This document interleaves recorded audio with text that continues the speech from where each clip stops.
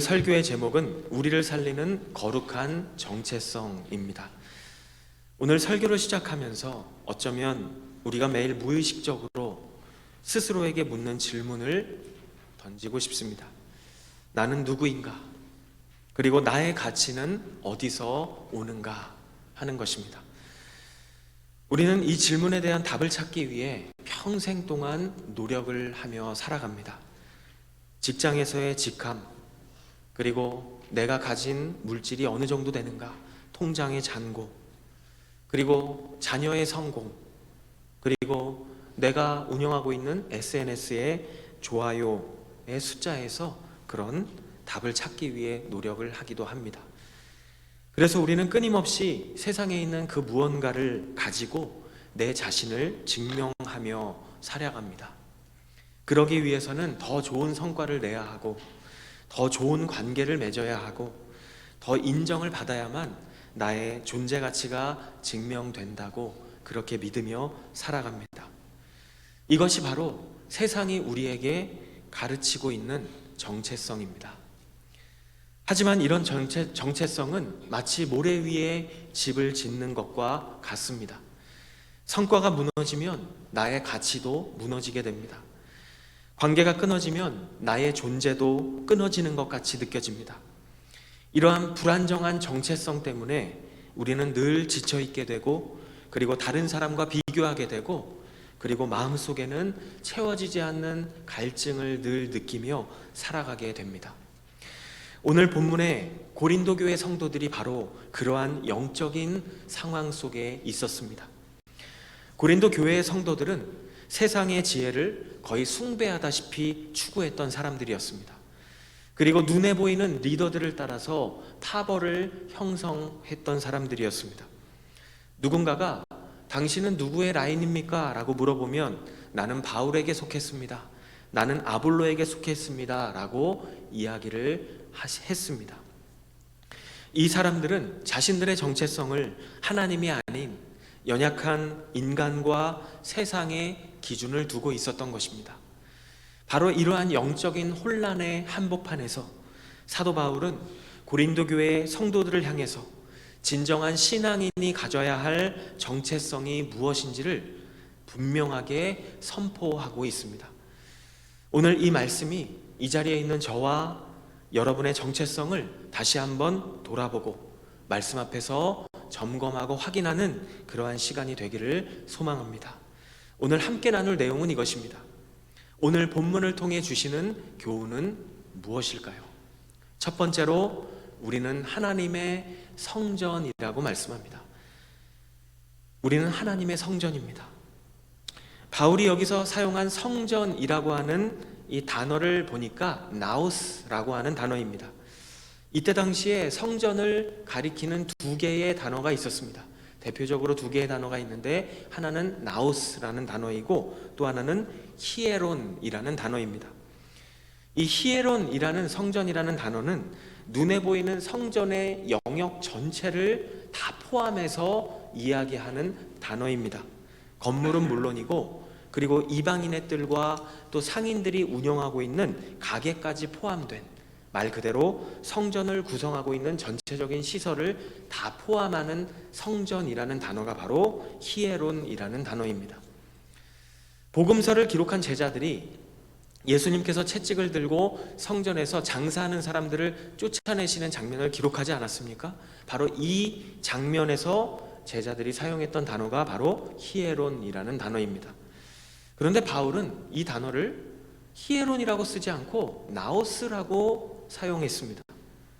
나오스는 성전 중에서도 하나님의 임재가 머무는 거룩한 장소, 구약시대에는 1년에 단 한 번 오직 대제사장만 들어갈 수 있었던 유일한 장소, 바로 지성소를 나오스라고 이야기합니다. 바울은 오늘 본문에서 의도적으로 여러분은 성전입니다 라고 이야기할 때 나오스라는 단어를 사용하고 있습니다. 이 단어가 또 어떤 본문에서 사용되었는지를 살펴보니까 마가복음과 마태복음에서 사용하고 있는 것을 보게 됩니다. 그 중에서 마가복음을 보게 되면 바로 우리가 잘 알고 있는 말씀이죠. 15장 38절은 이렇게 말씀합니다. 그리고 성전의 휘장이 위에서 아래까지 두 쪽으로 찢어졌습니다. 여기서 성전이라는 단어가 바로 나오스입니다. 휘장이 있었던 장소가 어디일까요? 바로 지성소에 들어가는 입구를 말하고 있는 것입니다. 오늘 본문에서 바울은 고린도 교회 성도들에게 선포하고 있습니다. 여러분 한 사람 한 사람이 바로 지성소입니다 라고 이야기하고 있는 것입니다. 그런데 여기서 우리가 꼭 알아야 할 이미지가 있습니다. 바로 이스라엘 백성들이 광야에서 하나님을 만났던 장소, 바로 성막입니다. 겉에서 본 성막은 어땠을까요? 화려한 금이나 대리석이 아니었습니다.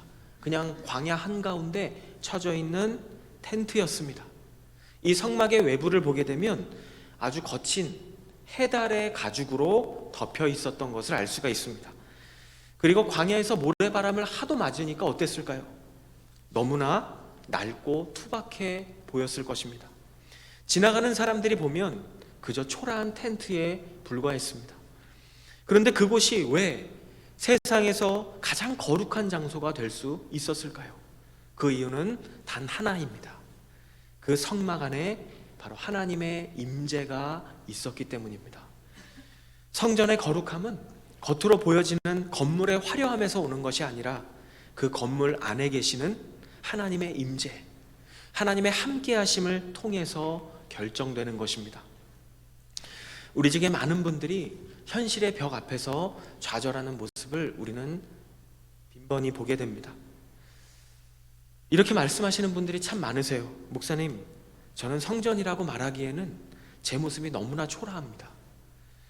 회사에서 진행하는 프로젝트도 실패했고, 학교에서는 시험 점수도 잘 나오지 않습니다.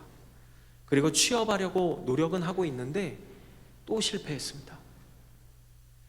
이렇게 말씀하시는 분들이 많이 계시더라고요. 그분들이 하시는 말씀의 의미는 이것이죠.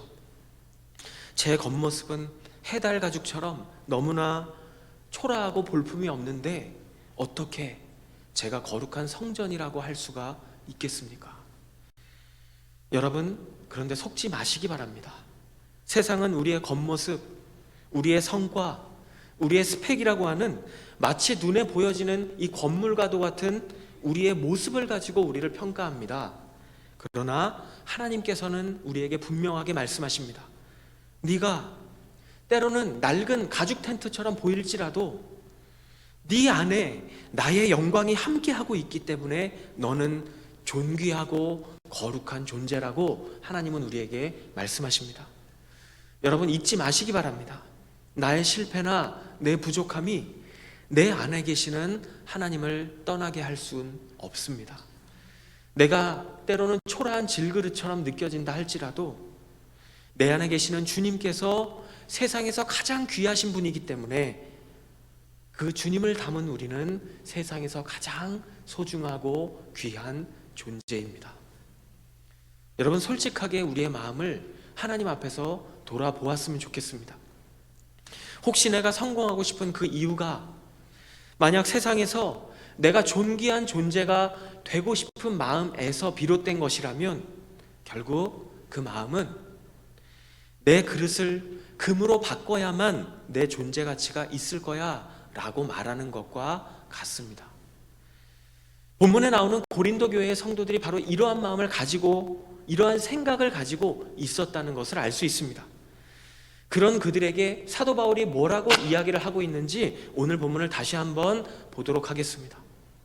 여러분은 자신이 하나님의 성전인 것과 하나님의 성령께서 여러분 안에 계시는 것을 알지 못합니까? 라고 이야기합니다. 왜 바울이 그들에게 여러분은 알지 못합니까? 라고 이야기하고 있을까요? 왜 이런 표현을 사용하고 있을까요? 고린도 교회의 성도들은 예수님을 믿고 있었지만 그들의 삶을 보게 되면 여전히 세상의 외형적인 평가와 기준에서 벗어나지 못하고 있었다는 것을 알 수 있습니다. 그리고 성전을 물리적인 장소로만 이해했기 때문에 교회의 모임이나 예배를 드리는 장소에서만 거룩함을 지키면 된다라는 생각을 가지고 있었던 것을 고린도 전서의 내용을 보면 알 수 있습니다. 그리고 또 어땠습니까? 삶의 현장에서는 죄를 가볍게 여기며 살고 있었습니다. 바울은 이러한 고린도 교회 성도들을 향해서 여러분 스스로가 성전입니다. 여러분 스스로가 하나님의 성전이라는 이 진리를 정말 알았다면 교회뿐만 아니라 일상생활 속에서도 자신의 정체성을 바르게 인식하며 살아가야 되지 않겠습니까? 라는 것을 강조하기 위해서 여러분은 알지 못합니까? 라고 이야기를 하고 있습니다. 여러분, 우리는 이미 거룩하고 존귀한 존재입니다. 오늘 본문을 통해 주시는 하나님의 말씀을 기억하며 세상이 나에게 붙여놓은 평가표나 가격표를 떼어내시기 바랍니다. 그리고 나는 너무나 부족한 사람이라고, 나는 다른 사람과 비교했을 때 기대 이하이기 때문에 나는 쓸모없는 존재라고 하는 그러한 세상의 목소리, 사탄의 거짓말에 속지 마시기를 바랍니다. 여러분, 여러분의 가치는 스펙이나 눈에 보여지는 그 무언가가 아니라 우리 안에 계시는 하나님의 임재로 결정됩니다. 성경은 우리가 하나님의 성전이라고 말씀하고 있습니다. 오늘 본문을 통해 주시는 첫 번째 교훈은 우리가 하나님의 성전입니다. 오늘 본문을 통해 주시는 두 번째 교훈은, 첫 번째는 우리가 하나님의 지성소, 바로 성전이라면, 두 번째는 하나님의 성령께서 우리 안에 계시다라고 말씀합니다. 오늘 본문을 보면 바울은 하나님의 성전이라는, 하나님의 지성소라는 설명에 이어서 하나님의 성령께서 여러분 안에 계십니다 라는 이야기를 이어서 추가적으로 언급하고 있습니다. 여기서 계신다라고 하는 단어를 보니까 잠시 들렀다가 떠나는 그런 손님에게 사용하는 단어가 아닙니다. 그런 의미가 아니라 한 곳에 정착해서 오랫동안 사는 것처럼 다른 곳에 가지 않고 계속해서 머물러 있는 상태를 이야기합니다. 하나님께서 우리 안에 그렇게 계신다는 것입니다. 어디 가지 않으시고 우리 안에 늘 머물러 계신다는 것이죠. 이러한 사실은 우리가 세상에서 경험하는 실패와 좌절을 만났을 때 그 실패와 좌절을 바라보는 관점을 어떻게 가져야 하는가를 우리에게 제공해 줍니다. 우리는 보통 기능과 존재를 혼동할 때가 있습니다. doing과 being을 혼동할 때가 있다는 것이죠. 회사나 학교는 어떻습니까? 우리를 기능적 측면으로 평가합니다. 만약 주어진 일을 잘 못하거나 시험 점수가 낮으면 우리를 낮은 등급으로 평가를 합니다. 이것이 그 공동체 안에 있는 냉정한 룰이기도 합니다. 그런데 중요한 것은 거기서 받는 평가를 가지고 여러분의 존재 가치를 평가하면 안 된다는 것입니다. 시험 점수나 업무 점수가 50점이라고 해서 하나님의 자녀로서의 점수도 50점이라고 생각하는 것은 하나님의 마음을 모르는 것입니다. 부모가 그렇게 생각할까요? 자녀를요? 절대 그렇지 않잖아요. 여러분은 성과를 보고, 하나님은 여러분의 성과를 보고 자녀를 삼으신 것이 아니라 그리스도의 피값을 보시고 자녀를 삼아 주셨습니다. 업무나 시험 점수나 성과가 50점이라고 해도 우리는 여전히 하나님께 사랑받는 100점 만점의 100점짜리 자녀입니다. 그리고 우리의 어떠함과 상관없이 하나님은 절대로 우리를 떠나지 않겠다고 약속하셨습니다. 여러분, 우리의 한계를 느낄 때마다, 그리고 우리가 실패하고 넘어질 때마다 이렇게 기도했으면 좋겠습니다. 주님, 제가 오늘 또 넘어졌습니다. 세상의 기대에 미치지 못해서 너무나 속상합니다. 마치 제가 무가치한 실패자처럼 느껴집니다. 그러나 주님, 제 감정을 의지하지 않고 저는 이 시간 진리의 말씀을 의지해서 주님을 바라봅니다. 이 실패감 속에서도 저를 떠나지 않으시는 하나님 아버지, 저를 안아주시고 다시 시작할 수 있는 힘을 주세요. 어디선가 책을 보다가 짧은 글귀를 보게 되었습니다. 이런 내용이었습니다. 오늘 나의 실수는 내가 하나님이 아니라는 증거다. 나는 피조물일 뿐이다. 그래서 내게는 은혜가 필요하다. 이 부족함 때문에 나는 오늘 더 간절히 예수님을 붙든다. 나의 실패는 주님께로 달려가는 초대장이다. 여러분, 우리의 부족함은 나를 단지 좌절하게 만드는 그런 이유로 끝나는 것이 아닙니다. 우리의 부족함은 하나님의 은혜가 우리에게 들어오는 통로가 될 수 있습니다. 주님, 저는 도저히 못하겠습니다. 아무리 노력을 해봐도 안 됩니다. 제 실력으로는 어렵습니다. 힘듭니다. 이렇게 하나님께 항복하고 기도할 때 바로 그때가 내 안에 계시는 성령님께서 일하기 시작하시는 때입니다. 사도 바울의 인생을 보게 되면 그는 육체에 가시가 있었음을 알 수가 있습니다. 어떤 일종의 질병이었던 것으로 보입니다. 이 육체에 가시라는 연약함이 있었는데 사도 바울은 그것을 없애달라고, 하나님께 고쳐달라고 하나님께 간절히 3번씩이나 기도를 했습니다. 그런데 주님의 음성은 무엇이었습니까? 고린도서 12장 9절 앞부분을 보면 이렇게 말씀합니다. 그러나 그분은 내게 말씀하셨습니다. 내 은혜가 너에게 충분하다. 왜냐하면 내 능력이 네가 약한 그 상황에서 온전해지기 때문이다. 이게 무슨 뜻입니까?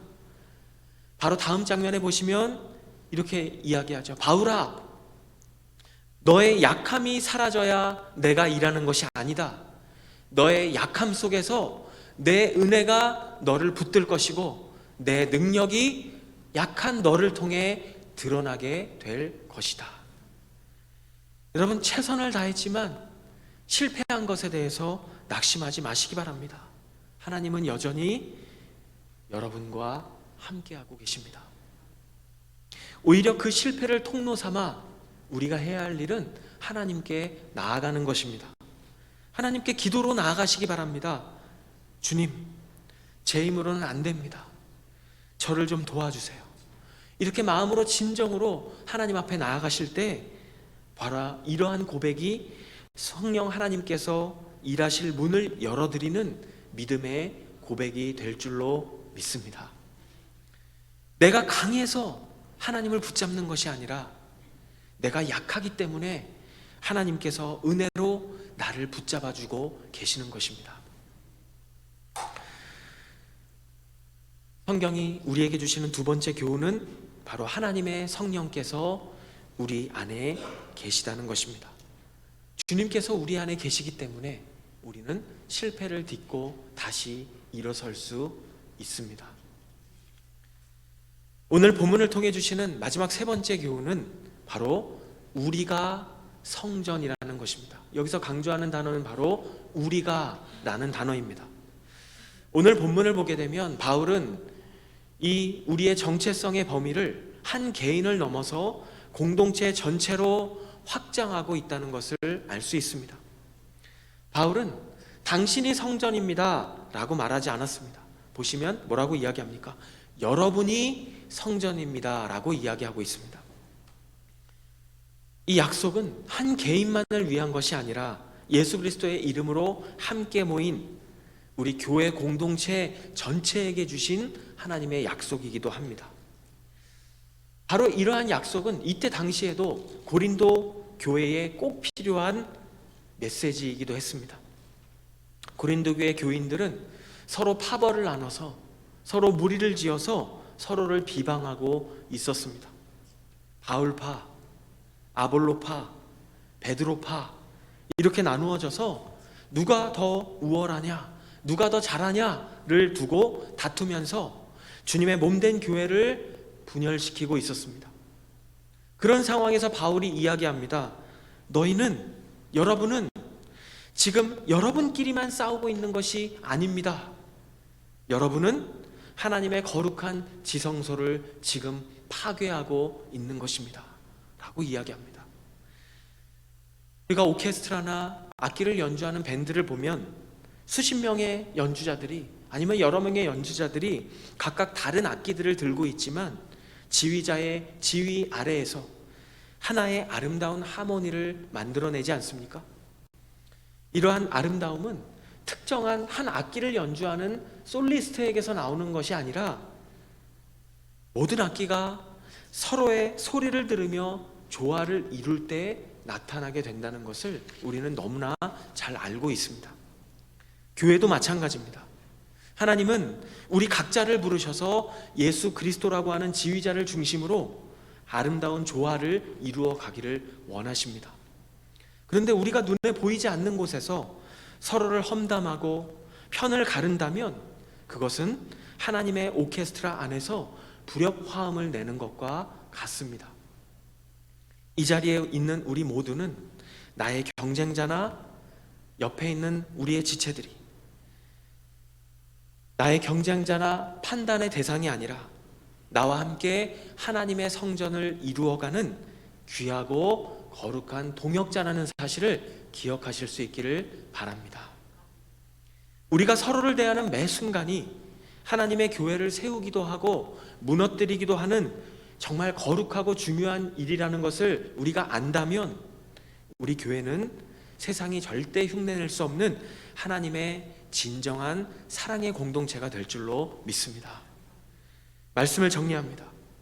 우리가 살아가는 세상은 현실은 너무나 냉정합니다. 차갑습니다.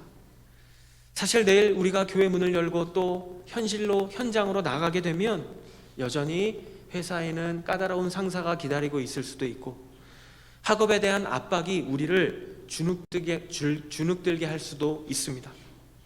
그러나 여러분 기억하시기 바랍니다. 건물이 낡고 비가 새는 것처럼 그렇게 부족해 보이는 내 자신이라 할지라도 내 안에 주님께서 함께하고 계시다면 우리는 세상에서 가장 소중한 존재입니다. 우리가 바로 하나님의 지성소입니다.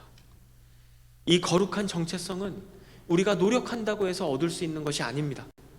예수 그리스도께서 십자가에서 죽으시고 찢기셨기 때문에 우리가 받을 수 있었던 100% 선물, 하나님의 은혜인 우리의 정체성입니다.